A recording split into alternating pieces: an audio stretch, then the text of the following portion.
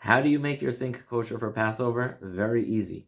What you do is you clean the sink, you make sure there's nothing on it, you use some chemical cleaner, a spray, and then you wait 24 hours. After 24 hours, if your sink is from Nirosta metal, very easy, you're going to pour boiling hot water all over the sink, and you can use that sink on Passover.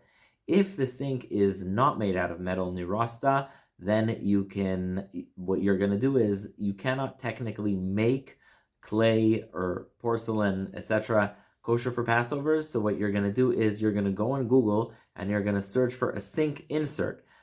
You pour hot water, obviously, on the sink the way you would in a metal sink, but nonetheless, you're also going to put an insert, and also try not to use hot water that's too hot. If you've been stuck in a place that you're not able to order a sink insert, and so you have a sink that is not metal, and you have a sink that you did clean it, you waited 24 hours, you poured boiling hot water, you can use that sink, but only with water that's not too hot, which anyways people tend to do.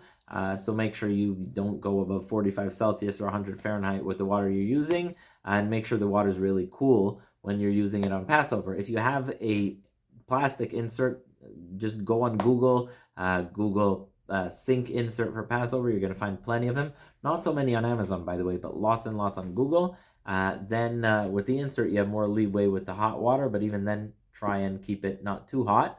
And you're set with your sink for Passover. Please feel free to leave any questions or comments.